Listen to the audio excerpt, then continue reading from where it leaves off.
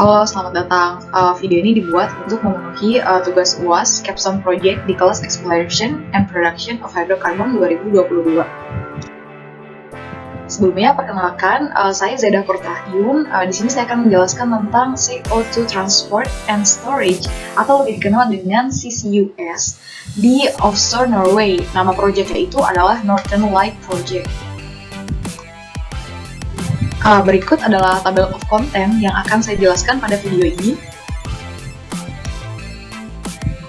Nah, di sini kita mulai dari background project-nya ya. Sebenarnya Northern Light Project itu apa sih gitu. Jadi mereka ini adalah suatu project gabungan dari Shell and Total, di mana mereka ini ingin mengakselerasi decarbonization di Europe industry. Nah, jadi mereka ini berencana untuk membangun facility untuk meremove CO2 dari atmosfer. Nah, jadi skema dari project ini tuh seperti apa sih gitu kan? Jadi yang pertama itu adalah ada CO2 capture. CO2 capture ini adalah pengumpulan sisa-sisa pembakaran atau CO2 dari beberapa pabrik yang ada di Europe. Nah, kemudian yang biasanya CO2 ini langsung dilepas ke udara, itu dikumpulkan melalui pipa di bawah tanah. Nah, setelah itu dilakukan likuidifikasi. Likuidifikasi di sini, likuidifikasi itu apa? Jadi likuidifikasi itu perubahan fase dari gas menjadi liquid. Nah, jadi nanti CO2-nya itu akan ditransport menggunakan ship ini dalam fase liquid. Nah, gitu. Nah, setelah ditransport itu akan diterima oleh recycling terminal di sini. Nah, setelah diterima, diinjeksikan nih ke dalam vessel-vessel yang ada di sini, vessel storage. Nah, setelah itu CO2 liquid tadi itu akan diinjeksikan ke dalam reservoir sedalam 2.600 meter dan sejauh 100 km. Nah, ini ada di laut North Sea seperti itu. Nah, untuk fase pertama proyek ini diharapkan atau mereka tuh memplanning kalau misalnya proyek ini tuh akan selesai di pertengahan tahun 2024, dan proyek ini juga memiliki kapasitas sebanyak 1,5 million ton CO2 per year. Nah, industri yang ditargetkan untuk CO2 capture itu yang utama itu ada 3 ya, karena menurut mereka ini adalah industri yang memiliki sumbangsi terhadap CO2 terbesar gitu. Itu ada chemical atau refinery, itu ada cement industry, dan ada steel. Nah, berikut adalah gambaran dari Northern Light Project. Di mana di sini kalau misalnya bisa dilihat, sini ada beberapa titik-titik ya. Ini adalah industri yang diincar. Kemudian di sini ada recycling terminal yang nanti di mana dari sini CO2 yang udah dikolek tadi itu akan diinjeksikan menuju North Sea ini, reservoir yang tadi udah kita bahas sebelumnya.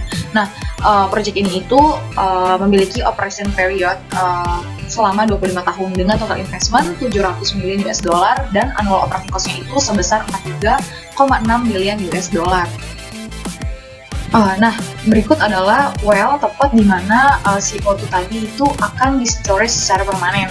Nah, berbeda dengan well tempat dicarinya oil and gas, yang mana kalau misalnya oil and gas itu kan well yang reservoir yang dicari itu kan ini ya, harus permeablekan supaya minyak dan gasnya itu bisa naik ke atas gitu, bisa diproduksi. Nah, tapi kalau untuk permanent storage ini justru dicari reservoir yang mengandung impermeable gitu, jadi supaya si CO2 ini nggak migrating out atau nggak kemana-mana gitu. Nah, formasi ini itu disebut drag formation. Nah, kemudian di sini kenapa sih ditransport menggunakan kapal ya? Kenapa nggak pakai pipa aja gitu? Nah, itu akan kita bahas di slide selanjutnya. Nah, jadi keunikan dari proyek ini adalah CO2 yang tadi sudah dikolek itu akan ditransportkan menggunakan kapal. Nah, berbeda dengan proyek yang ada di Indonesia, yaitu Tangguh ya. Itu kalau di Tangguh itu mereka menggunakan pipeline sebelum diinjeksikan ke dalam reservoir kan. Nah, kenapa sih kalau Northern Light ini nggak menggunakan pipeline? Kita untuk menggunakan pipeline itu tidak ekonomis ketika jarak antar proyeknya itu lebih dari 500 km. Sedangkan Northern Light ini adalah proyek di mana mereka itu ingin merangkul semua industri yang ada di Europe gitu. Jadi kurang ekonomis kalau misalnya menggunakan pipeline. Akhirnya digunakanlah shipping. Di mana shipping ini ya tadi bisa gathering CO2 dari multiple location, terus juga cost efektif, fleksibel, dan scalable. Nah, selanjutnya adalah strategi dari CO2 shipping. Nah, jadi ternyata liquefied CO2 itu sangat berbeda dari liquefied natural gas atau LPG.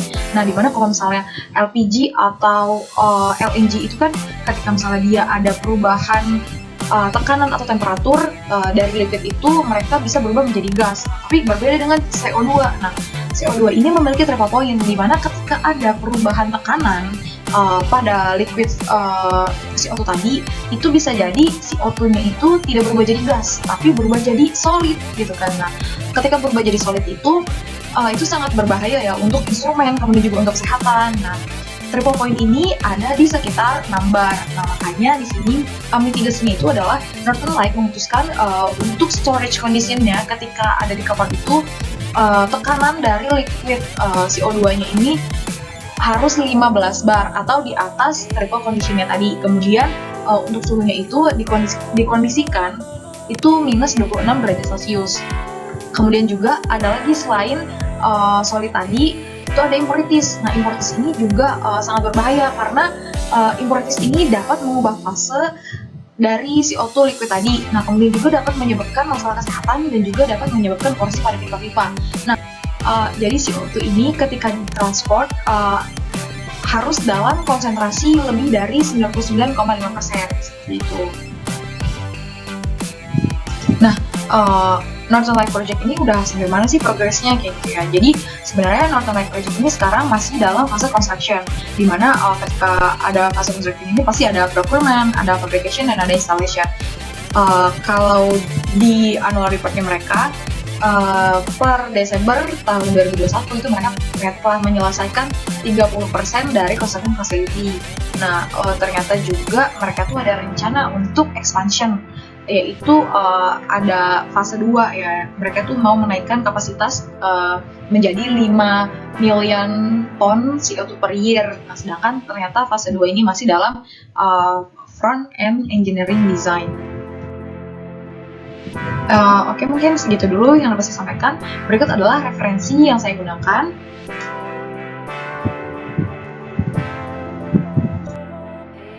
Terima kasih.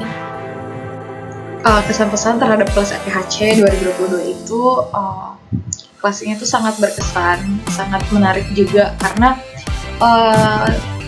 kita belajar langsung dari expert di bidang oil and gas, yaitu Bapak Ardian Koda. Dan juga setiap minggu itu kita diberikan tugas berupa menulis esai, kemudian juga mengikuti beberapa webinar, sehingga exposure kita terhadap dunia oil and gas itu sangat besar seperti itu. Terus juga setiap kelas itu dihadirkan beberapa ekspatriat lain gitu kan. Jadi ada kayak semacam kontak gitu, jadi kita bisa ngobrol-ngobrol mengenai karir, mengenai proyek-proyek yang ada di Indonesia gitu. Terus juga untuk UTS juga itu sangat berkesan juga karena kita presentasi di depan expertnya langsung kayak gitu. Jadi kita dikasih case, kemudian kita develop suatu project oil and gas gitu. Jadi kita membuat FDP gitu kan. Terus karena disaksikan oleh beberapa ekspatriat itu jadi berkesan banget gitu. Terus juga feedback dari expertnya juga bagus-bagus. Jadi itu seperti menambah semangat gitu untuk kita bisa terus explore lagi tentang migas ini kayak gitu. Mungkin untuk teman-teman yang belum join kelas FPHC bisa join di semester genap tahun depan. Semangat!